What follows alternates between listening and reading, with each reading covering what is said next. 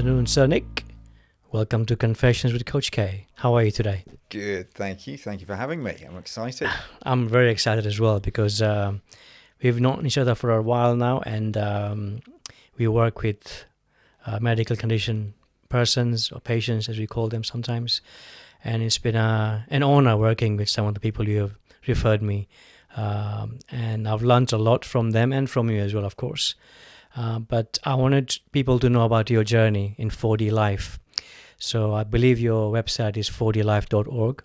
That's it. Yeah. And how it all started, and also what the evolution, the whole process was from where you started to where you are now in terms of Parkinson's. Feels like a long story now, a few years behind me.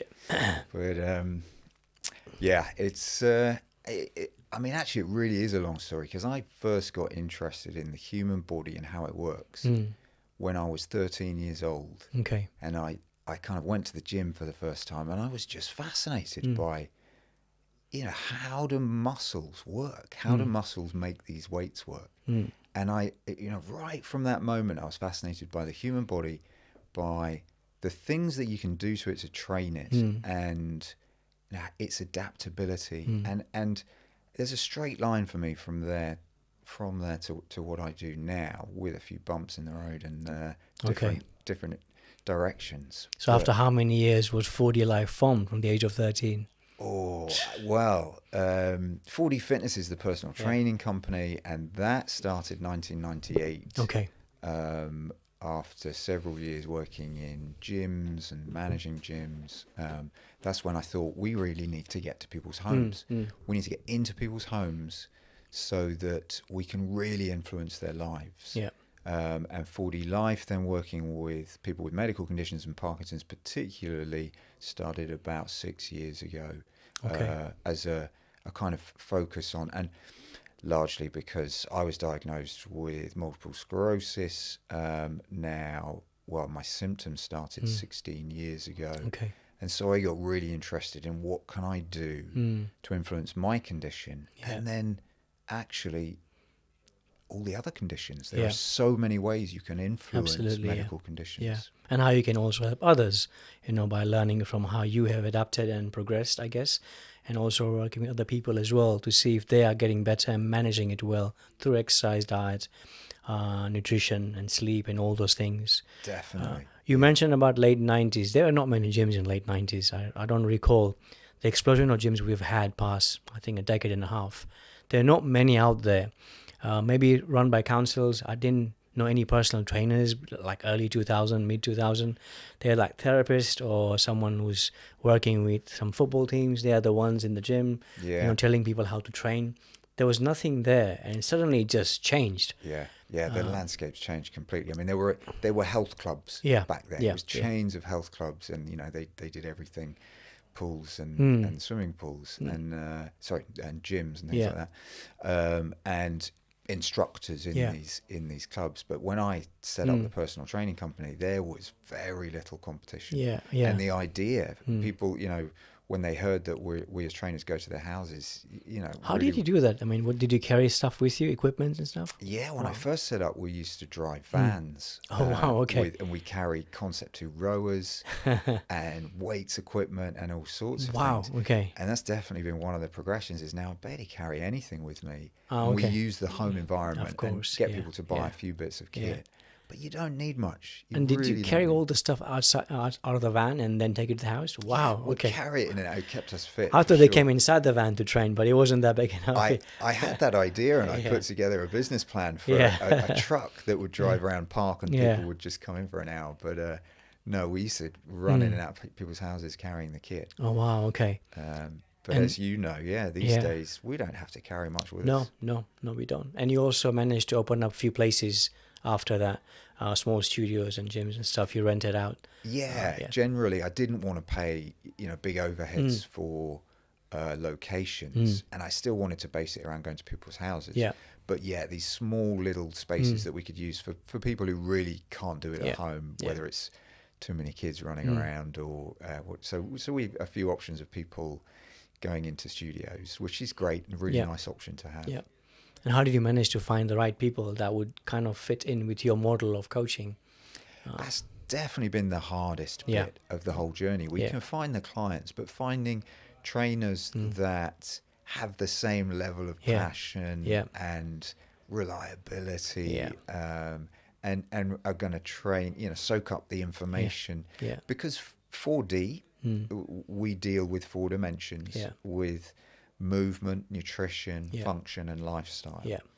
And those are all big areas in themselves. So to have enough knowledge to deliver, and we're not the experts in each field, and we work with specialists, but we deliver the kind of wide spectrum, the macro model to people, and nobody else does that. You can't get that anywhere else, really. And so you've got to know quite a lot. It's a lot of information. So to find trainers that were willing to soak up that information and have the passion for just, the key is when you turn up at a client's house, what you've got to care about is that client's health and life. And be compassionate as well, with the client, because they're probably having a bad day or whatever, and you come in there. I see us as like a therapist as well, because not just physical exercises, but emotional well-being as well. Definitely. Because they talk to you about things, and you share a few things as well. And if you can help them as well.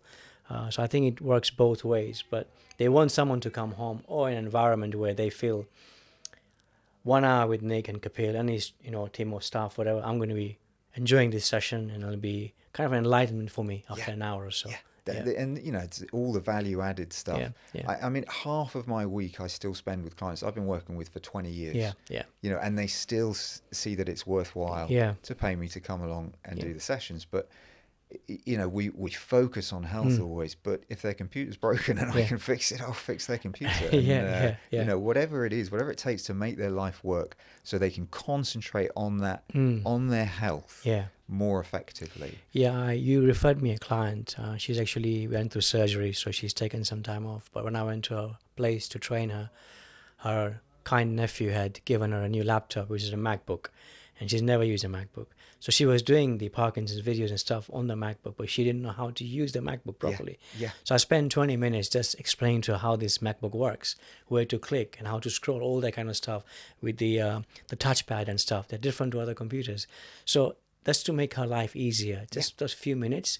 And then you train them afterwards. They feel so like, wow, now I know how to use the computer as well. And when he goes, I can do the exercise I've been sent to by Nick. So they feel really comfortable. And they feel really like they've achieved something as well. And that's it. Figuring out what's the block here. What's going to stop this person doing the exercises they need to do today, or eating the right food. What's the block? And if the block is that they don't remember at 3 o'clock in the afternoon to have a drink of water, I'll set an alarm on their phone that will go off at 3 o'clock, or I'll text them, or if they can't watch the videos, let's fix their computer, or whatever it is, and unblock life so that they can do the things that are going to increase their health. Absolutely. I think when I used to manage health clubs, in most health clubs, whether it's public sector or private sector, you're given a script to sell membership, and when someone walks in and they want you to sell. I rarely use the scripts. I think when someone walks in, they want to make a change. They made up a mind either to kind of loaf around and not join, or no matter what happens, they will join the club. So I give them the opportunity saying, you know what, you've come here, I'll show you around, and I'll leave you alone in the gym, and then just walk around, don't use the machine. See if you can visualize yourself training here. Think about it. And if you feel, yes, this place could be for me, then you can come and speak to me. We'll do the paperwork. If you're still not sure, come tomorrow. I'm not going to chase you or hassle you. And most of the time when I said that, they've all signed up, unless they were probably temporarily in the country or they didn't want to sign up a 6 months contract.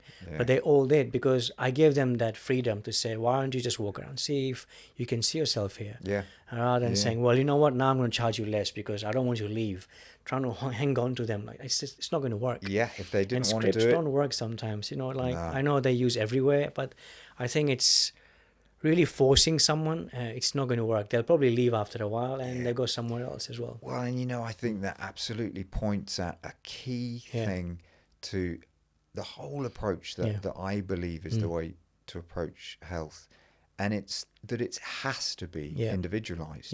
Those people coming in a way, you need either to try and figure out what it is they want, and they're all looking for different things, or just let them see what they want to see. But I have a real thing in the fitness industry today about one size fits all programs that fill every magazine and every app. Big biceps 10 days. And as if the same thing's going to work on everybody. If there isn't a bespoke element, if the whole thing doesn't start with, if you're this type of person, or if we assess you and we see that there's this element, then you do this thing. If we assess it and there's a different posture, then you need to do this thing. If the program doesn't start with that, don't do the program. Absolutely. The human movement as well, like, talking about it, assessing how they walk, just from the feet upwards. If you get that thing wrong as well, the entire program is going to be not suitable for them. And there is no bad exercise. There's only good technique. And the right exercise for the right person. One exercise can make one person worse, make their posture worse. Same exercise makes another person's posture better. So you cannot have a one-size-fits-all program. I think some of my clients, when I assess them for a squat pattern, so normally when you see someone squatting, I cannot tell them, imagine you got a chair behind you, you want to sit down. How do you sit down on a chair? Show me how you do it. And then I say, just step away from the chair. Now sit down on the chair, but don't go all the way down. So and they start training them. And then I tell them, imagine you're holding a broomstick above your head or behind your head or in front of you. That's when your spinal curvature changes. That's like when you're holding a barbell. So without giving them a barbell, I'll give them a broomstick. If it's not available, I'll use the hands to make it replicate the front squat, back squat, and overhead squat. Then you can see what their ranges are. And I'm not looking for them to get a full depth of squat. If their range is only halfway down, hamstring parallel to the floor, that's their range. We can train on that range, no problem. But at least I know during assessment they cannot go beyond that. So then we can work around it. And you can see, why is this person not able to squat lower? Is it their ankles? Is it their calves? Is it their quads, hamstrings? Breathing as well. Different. Breathing. Breathing. We could fill an hour with breathing, couldn't we? I mean, breathing underpins everything from digestion to movement patterns to anxiety. Just everything. And that's the thing for me. There's not much point hammering away on somebody's fitness if you haven't bothered to talk about what kind of nutrition they've got in place or what their lifestyle factors are. Sleep, breathing. You've got to take a whole picture approach. Otherwise, you're not going to get the results. You're not going to make the progress. No. Do you think, this is my thinking from years of coaching, I've kind of got this hierarchy of what works. So not fitness for me or training is like on number 4, sleep, and then nutrition, and then stress, and then training. I know they all have to work together, but I always think if those 3 above training are not sorted, then everything will not go the way you want. And people don't know about these things. They think they can train 7 days a week, but nutrition is not good. Stress levels are high. Sleeping patterns are horrible. And that with MS becomes, it's massively highlighted to me with a magnifying glass how important that is. Because if I try and train and I haven't got my sleep right, or my nutrition right, or my breathing right, or any number of things that has to slot together, if I try and train, actually I make my MS significantly worse. It's out of sync. My body can't handle the training. And in fact, the inflammatory response to the training makes me, can knock me out for a week. I have to get it right. And that's true for everybody. It's just, with me, it's really magnified. But for everybody, if we ask them to push a training session a little bit and they haven't got a sleep pattern in place, they're dehydrated, 90% of the population probably dehydrated every day, then they're just not going to get the results. And in fact, they're going to get worse. And I think we have a responsibility to point that out, to build this platform for people. And if only we could start that kind of information flowing through the medical world as well, then we'd start really making some differences. Absolutely, that classic, if exercise was a pill, it would be prescribed to almost the entire country with really positive results. But it's not a pill, it's not prescribed. No, it's not. Earlier you mentioned about some of the clients you have for 20 years. I have got some clients who I've had for 4 or 5 years. They're still with me. The retention, keeping clients, I find that a lot of new trainers and stuff, they don't have that retention. Now, I don't know whether it's what they are doing in terms of people skills, or what is it that's not working for them to keep the clients for more than a couple of years. I've never figured that out. And it's because it worked for you and me. And I don't think about these things.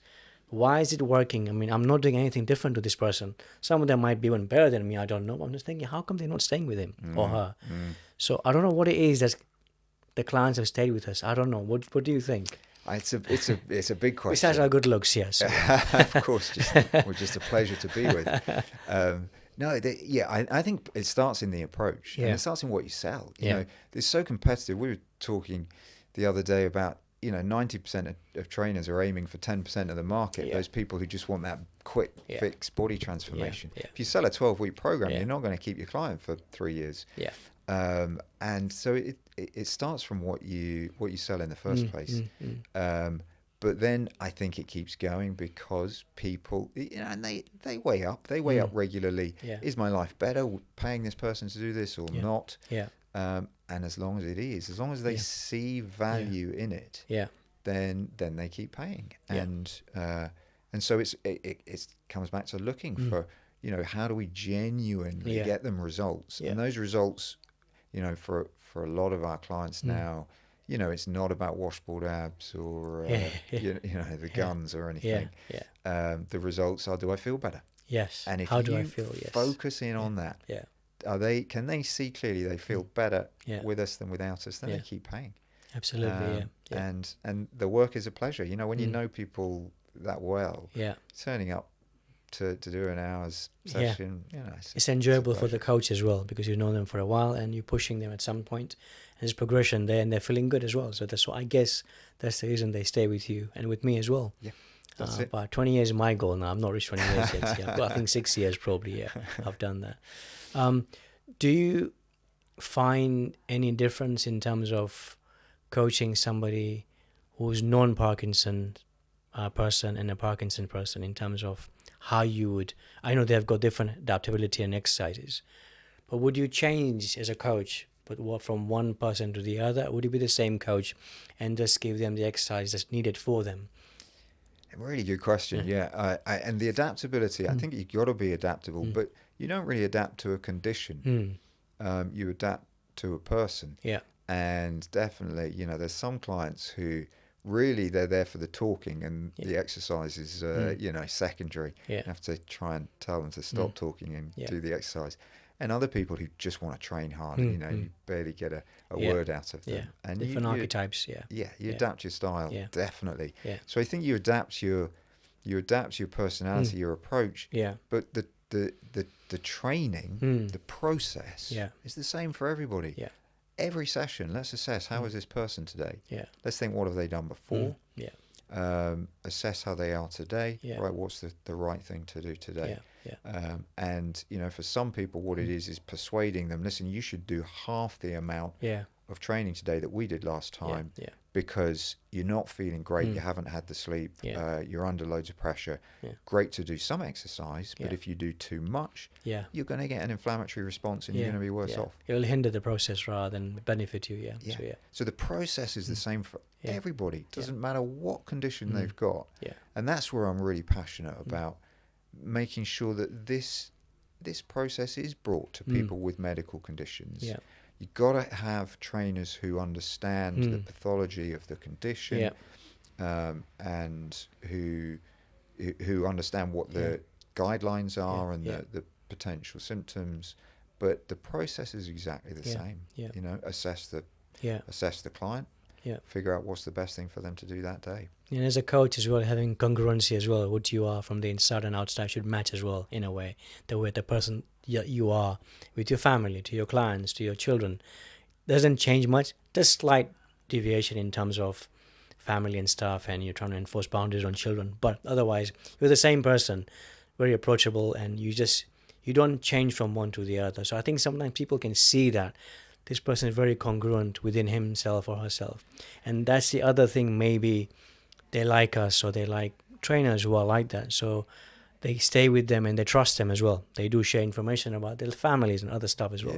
There's got to be an authenticity to it. Absolutely, You know, you do have to care genuinely. Yeah, you can't pretend to care. No, you have to want these people to improve. Yeah. Whether my wife would say that I show the same patience with her as I do with my clients, that would never let your clients meet your other half. Will you? Don't let them discuss it. How do you think the fitness world has changed? I mean, we spoke briefly about it since when we started coaching to now because of social media and the effect it has on young people in terms of how they should look. Because, as you know, I used to work with young offenders as well, and they had access to social media, and they always been bombarded with information that they are not good enough. They need to have this or look like this.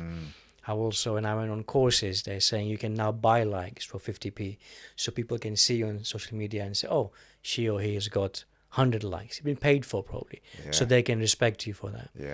And I like internet, social media, and also AI. I see there are positives to it, but there are also negatives to that as well, especially on young children. How have you managed, to bring up your two boys in this world of social media? It's a really tough one, and I'm lucky. I mean, I talk about exercise. I've talked about exercise since they were tiny. You know, when they're first crawling. You know, I used to set up little assault courses in the living room to crawl over pillows, and it's been an absolute education and pleasure watching. Genuinely watching a human body learn to move has just been incredible, and I think that's such an important element that we so need to talk more about. The simple elements, like, there's still so many parents out there thinking, oh yeah, how quickly can I get my kid walking? Got to get them walking, and wow, my kid walked when he was 6 months old. Crawling is so important for human development. We got to keep kids crawling for as long as possible. Part of my sessions as well, bear crawls and stuff like I do with my clients, spine rolling, like we used to do when you're babies, and they've stopped doing it. So, it's amazing how you occasionally come across a client and there's real movement pattern issues, and you ask, did you crawl as a baby? Oh no, I went straight to walking. And you literally have to take them back to crawling to train some of those movement patterns. But that's been a fascination. As they get older, then there was a stage where I've got an 18-year-old, and when he was hitting 15, and he trained pretty hard, plays basketball, and he decided, it's that classic, decided that everyone else knows better than dad. So didn't really want my advice. And I did step back and let him figure stuff out for himself, and just occasionally put stuff in. And a couple of times he hit a problem, like he was trying to put on some muscle, and I just said a couple of things to him that worked, and then he was like, I'll go back and ask a bit more. But I feel, I've been lucky with him on the social media side. He hasn't become obsessed with posting stuff about himself. They all watch. They all look at the videos and watch stuff. Of course, Hollywood actors especially, how they look in, like, could be Thor or could be Batman and all that kind of stuff. And the pressure to hey, look like this, and then the quick fixes that are sold to them. It is worrying, but I think it's when they're posting too much. That's when I would really get worried. If everything was, look at me doing this, look at me having breakfast. That's a bit. The funny thing is, some of the movies you watch, Hollywood movies, when the actor who's already jacked up, really massive, when he's locked up in isolation, he'll be doing sit-ups, pull-ups, and press-ups.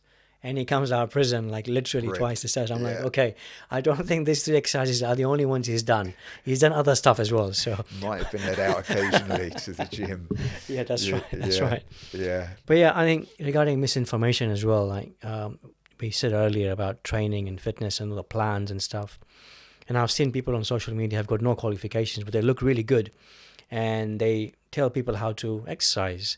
And sometimes I think it's also a responsibility of social media to say, are these guys and girls qualified? Have they got qualifications? Because I'm not saying what they're doing is wrong, but if somebody ends up doing something wrong, and because someone's watching you and they do it, there's going to be problems here. Definitely. And that comes back to this bespoke element, because somebody looks good and they've done something that works for them, that does not qualify them to offer advice to other people. We have to have an ability to assess somebody and say, this is a good thing for you, but a bad thing for you. And yeah, there should be a gateway check to people offering advice on social media. You know, you can only set yourself up as a fitness guru if you've got some qualifications to be a fitness guru. And looking good is not one of those qualifications. And it's so important. Just because somebody follows a program that's good for them, doesn't mean it's good for somebody else. I don't know, you know, how you bring in these checks. I do understand it's a tricky job to monitor these things, but if you set up a platform that's going to communicate to that many people, I do think you have a responsibility to absolutely. And who's endorsing them as well? You're thinking, what companies are these endorsing these people as well? So it's a really difficult area, and it's definitely a massive growth area in the fitness industry. But hopefully, you know, personal training is definitely growing significantly, and people understand that they need to find some individualized advice.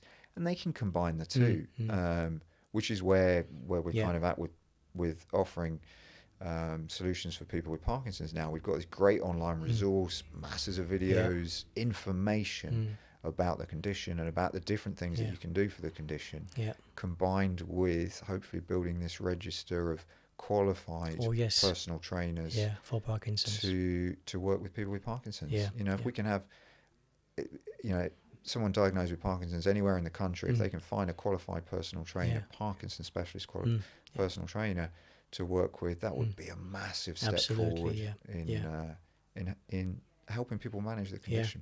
And slowly we can venture outside everywhere as well, outside UK maybe possibly as well. Wow. Different rules, so national. Let's conquer the country national and then the world. Absolutely. When do you get time to train for yourself? I mean, you, like me, you coach most days, and sometimes you may having some symptoms for your MS. Where do you get that drive and time to do things for yourself? Where does that come from? Well, I'm lucky on the one hand that all I want to do is train. I love training, you know, and starting so young, I think is a big part of that. You know, you've got to exercise hard as a kid to feel comfortable and to want to train. So I want to do it. It's the irony, you know, the person who really wants to do it. A lot of the time I can't. You know, if I do too much, it crashes me. But I struggle to find the time for those big workouts, for those, you know, full workouts. So I exercise snack a lot, and I'll go for short walks, you know, kind of really focused walking, regularly, 3, 4, 5 times a day. How long would that be? And that's duration-wise? 10 minutes. Okay, all right. 10 minutes, but focused. That's the thing that matters. Concentrating on what you're doing. Concentrating on your gait cycle, your foot push-up, off your arm swing. You know, people with Parkinson's, arm swing is so important. And posture and breathing all at the same time. It's amazing the power of that. I was just saying to a client yesterday who had lots of computer work to do, and I get this so much. People who they've got to sit in front of a computer for their work. And they just don't want to step away from that. They feel like if they step away from that for a moment, they break their concentration, and they've got to. So they sit at a computer for 5 hours straight. When I've got, you know, if I've got to write one of my scripts, or, you know, creating an operations manual at the moment, it'll be a whole day's work. 20 minutes in front of the computer, alarm goes off, I get up, I walk around the block. I don't stop thinking about what I'm working on. I'm still thinking about it. But I come back in, I sit down, and I'm straight at it. And at the end of a day doing that, you feel great. You know, you actually feel good, and you've done more work than you would have done if you just stayed sitting at the computer. I think some smartwatches give you notification, it's time to get up and all that kind of stuff, which is, I think, is quite good. It reminds you. Tech is really going to get useful. You know, and definitely, you know, a monitor that could just go off saying, listen, your if we could measure the chemistry or at least the movement, and say your body's haven't done enough movement in the last 20 minutes. Get up. You know, you don't have to walk around the block even. Just get up. Go upstairs, come back down. But that's what keeps me going. You know, I would love time and energy to do more workouts. I do the workouts, you know, and I use higher intensity stuff to get the results in shorter time. But it's the exercise snacks that keep me going. That is what keeps me on the road. Exercise snacking, it's fine. Are you thinking of venturing into other medical conditions in the future? Because we worked a lot on Parkinson's past few years. Is there something on your mine one day, probably. Definitely. Yeah. Okay. Definitely. Yeah. There's so many conditions now that, and we're saying, exercise is a pill. Yeah. We know we can prevent or significantly reduce risk of heart disease, dementia, diabetes, most of the metabolic conditions through exercise. But we also know we can treat a lot of them. Exercise is still the only disease-modifying therapy for Parkinson's. You can reduce symptoms for Parkinson's through medication, but as yet you can't slow progression. Exercise can slow progression of Parkinson's, and that's huge. We still don't know how much we can slow it. Can we stop it? Maybe. We can reverse type 2 diabetes. We can reverse a lot of heart disease through exercise. So definitely that is where I would love to expand to be able to deliver solutions to people with a broad spectrum of medical conditions, and to begin to get the medics confident, knowing that there's somebody they can refer to that they can trust. That's going to be the real challenge. Absolutely. Do the GPs know that there's somebody locally? That was my next question. How would we kind of educate the GPs about this, about exercise and Parkinson's and other conditions, and how they can also tell their patients, and they can refer them to us or somebody else, but just how important it is. I know they don't have much time, GPs. They see you in 5 minutes and you go. But I think they need to spend more time with this kind of patients and persons, that there is a way out to manage or even to reverse the whole process, if it's possible or not. And at the moment, what can a GP do? At least they can say, listen, you really need to do some exercise. That would be great. But they really want to follow that up with some kind of useful solution. Absolutely. And we're a long way off prescribing it. I know there are options for prescribing it. It can be prescribed, but there's it's very much a postcode lottery as to whether there's anything useful you can prescribe to. If we could get GPs to know across the country that there is a qualified professional they can refer to for exercise prescription, not there's physiotherapists and that's fantastic. There's musculoskeletal and neurophysios. And there's assessment and advice, but how do we support people to do it day to day? If they knew there was qualified professionals to refer to support the implementation of it, I think they'd take it up. I think they'd take it up. It'll take time, but I think they will take it up. I think.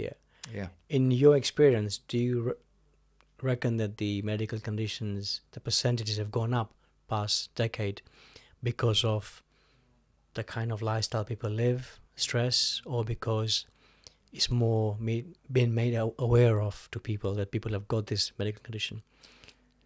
I mean, there's a bit of both. We're more aware of more conditions. That's great. But then definitely the incidence of a lot of conditions is increasing because of lifestyle factors. There's no doubt about it. Rates of most conditions are increasing. And that comes down to lifestyle, healthy lifestyle. People making those personal choices, I guess. Nutrition, movement, and stress, sleep, lifestyle factors, and it's all influenceable. But we have to decide as a society that we're going to set things up a little bit differently. That's one of my jokes. Is always, if I was Prime Minister, I'd have a bike hooked up to a generator delivered to every household, so that you have to cycle enough to create your own electricity. And we'd reduce reliance on fossil fuels. We'd get everyone healthier. The NHS bill would. I think that's how we solve the problem for the NHS.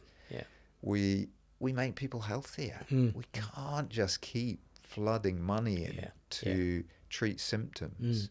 If we could divert some investment or find some investment to go into prevention and making society, making our environment healthier, then there's less people that are ill. That's how you reduce the bill. But I also think there's been an explosion of coffee shops and fast food restaurants and stuff in many places, many areas, which is quite tempting for people because we normally eat according to taste.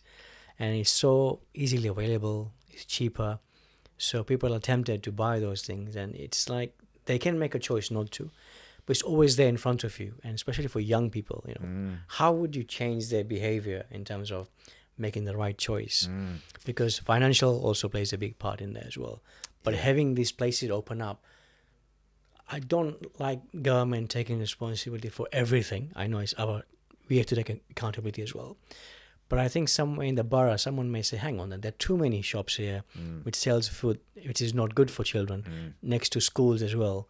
Yeah. And someone needs to look into this and maybe, Well, there's got to be some decent planning idea. We've got to draw lines somewhere and say, no, we can't have a line of 5 fast food shops next to the school. That's not okay. I mean, there's a massive topic for me that I love to bring up and just starts massive discussions and arguments about define food. What is food?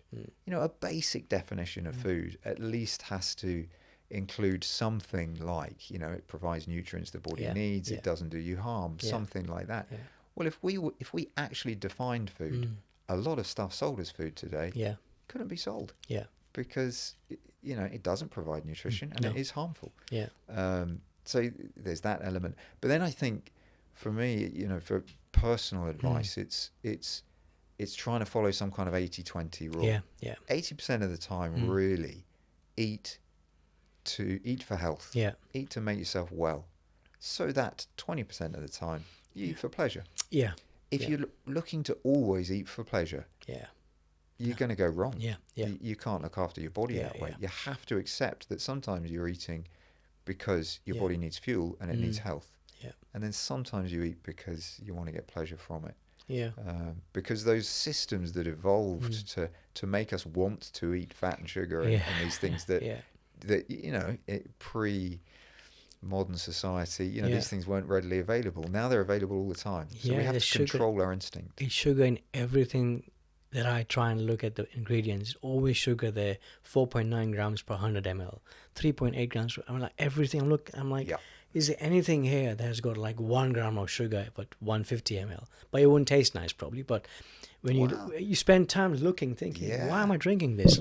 And your taste buds adjust. If you reduce the amount of sugar that you take in, your taste buds adjust completely, and suddenly stuff that you couldn't taste sugar and you can taste it now. And they're so clever. They'll say 8.6 grams per 100 ml. The can's 330. You have to work it out. It's 330, so it must be 29 grams of sugar. So 1 teaspoon is 4 grams roughly. So you're looking at 8 teaspoons of sugar. Pretty complicated. But people just look at the 8.6 thinking that's what it has in this can, but it's only 400 ml.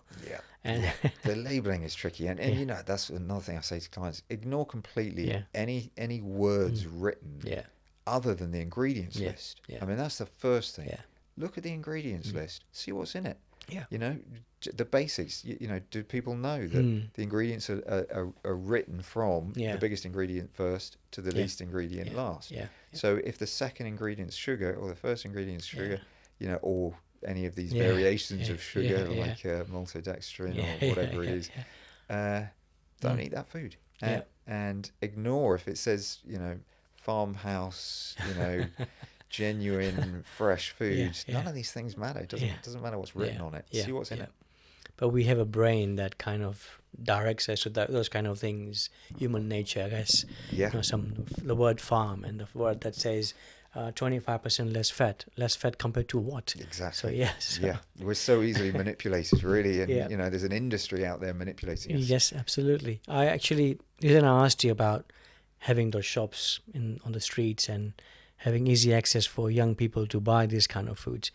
When I worked at Great Ormond Street Hospital, they had vending machines there with chocolates and drinks. In my 4 years, I think within that 2 years, somebody must have thought about this. Every floor, they took all the machines off because that hospital is for children. They're always there, and they're going to go straight to that vending machine. They've got all the sugar in there. It worked. There was no single vending machine. If they had to buy something sweet, they had to go outside the hospital. They have to walk for it. Some newsagent somewhere. So they had a canteen with healthy food. People complained in the beginning, but everyone got used to it. And they got a vending machine on some floors for water only, if you want to have water. But that's it. It worked. Somebody had to make a decision on that. That's it. It's doable. These changes that you can make these changes, but it has to start from the idea that this is important, that this matters, that what we feed patients, people recovering, or people trying to to fight disease, it matters what they eat. Yeah. And at the moment, that's the fundamental disconnect, that our health system doesn't think it matters. Yeah. It doesn't actually see that as important. Yeah, yeah. And we've got to start seeing that as important. I did a session a couple of weeks ago online with a friend who's been is fighting cancer. Okay. And who started pretty heavy chemo. And the problem was he was so uncomfortable he couldn't sleep. And that's so important. Just to be able, for your body to be able to deal with the chemo, let alone help your body fight the cancer. But you've got to be able to handle the chemo and the second round of chemo and the third round of chemo. And just by changing some of the ways that he was eating, reduce the evening meal, putting in different alternatives, he became more comfortable and he could sleep. Okay. Yeah. We got to be using that as a health service. We've got to be using that. Absolutely. We've got to be offering that information as part of it, because it matters actually just as much as the chemo. Absolutely. I think we need to do that before somebody becomes ill, not when they're ill or when they're fighting cancer. So that has to happen way before, so we don't get to that stage. Yeah, and if we could start getting proper prevention programs in place. It's not really prevention, it's supporting people to live healthier lives. And how do you do that? Well, absolutely, that's tough. yeah. Health and fitness are both different, because there's no such thing as too much of a good health. So when you see 100-meter sprinter or a swimmer's body, for example, you see that, probably some people may see that's good health. They are athletes, they are like a different level. Yeah. So I think sometimes people see other people, and to them good health might be somebody who's that lean, rather than thinking, some athletes are also type 2 diabetic. So they may have a swimmer's body, but they've got diabetes. What goes inside, they don't know. So there is this misconception about health is what they see, those athletes probably. Yeah. And often the athlete is the extreme. Well, it is the extreme. It's how do you become the best in the world at this sport? And that's usually by pushing yourself way harder than health would demand. And you need to have genetics as well to get to that stage, some kind of genetics. You can work hard to be on the top 10 sprinters. You need to possess some kind of genetics to get there in the first place. But if we take the training program that top athlete is following and say, this is the training program, and try to give that to somebody leading a normal life who wants to get healthier, we're not prescribing the right thing. That and again, it's that high level athlete is not somebody qualified to offer health advice to a person who sits behind a desk all day. Course. You can't. But at the moment, we've set things up thinking that it does work that way. There's some major changes. And I always tell my clients, these athletes have got people around them. They've got psychologists, they've got nutritionists, they've got specialist coaches training them. They're surrounded by people who are very professional. You are, like you said, in an office, you don't have those people around you. So you try and adapt that program, it's going to be a disaster for you. So. That touches on a really good point, really important for Parkinson's, MDTs, these multidisciplinary teams. We should all be putting together our own multidisciplinary team. I need somebody, I work in an office, I need somebody who's going to tell me about and guide me on nutrition. I need someone who's going to guide me on posture. I need someone who's going to guide me on sleep patterns, mental health. That's all put together. Our MDT, this support team around us to achieve health. And if we start thinking that way, and we start thinking about providing that as a society for people, then we can get a lot of That'd be results. really good, because athletes can achieve that stardom and that performance by having that MDT around them. So we can achieve good health, I guess, by having MDT, the right MDT for those people. Same process, just different goal. Different, of course. Do you think there'll be something else in 5-10 years' time, different kind of training modality or training methods that's probably not been looked into 20 years ago? Because I've gone different courses and I learned different things. They're not particularly designed for Parkinson's or any medical conditions, but they always come up with new things and new ways of training. Like in a lot of now sports, football or basketball, at high level, they do Olympic lifting as well to improve their performance. That could be their vertical jumps or horizontal speeds, and they do all those movements so they can get better. Those I never thought people did like 15 years ago. So there's another change now at that level in sports. Do you think this is going to carry on, or there'll come a time where we've accepted all the training modalities. This is what it is, and that's going to improve your health and fitness. Yeah, I mean, the temptation is always to say, "Now we know it. We know what to do." Yeah. But then, if you look back, nobody was really prescribing the high intensity training, the HIIT training. 20 years ago, and how useful is that? There's bound to be the next thing that we didn't know, for sure. I mean, I think we know the basics. We know that movement's important. And actually, the first massive step is just get people moving. Then, what type of movement's the most effective movement? But it's almost like 80% of it is we just got to get people moving. And then figure out what what's the ideal type of movement. But there's definitely going to be, it's a fascinating field. There's going to be these new things. There's a space program going on. People will be training on the moon or somewhere else. That may give different changes. Who knows? Yeah, I mean, that's fascinating stuff, isn't it? With no gravity. And there's going to be these fantastic leaps forward in technology, for sure, in ways that we can help people train whose balance systems don't work, or amputees, and then the ways we can monitor and feed back to just for general health. The tech is going to play a huge part. Absolutely. But in the end, we have to work with the fundamentals of evolution. The human body is the human body. That's not going to change, not for thousands and thousands of years. So we've got to basically look at what's the environment the human body needs. How do we create that environment? And actually the fundamentals of that are not really going to change significantly. Don't know if you heard, there's going to be like the Olympics, there's going to be enhanced athletes Olympics, whereby they're allowed to take whatever they want, any illegal stuff if they want to, and they're going to compete to see how far they can push it. I don't know if that's going to go ahead or not, but they're talking about it.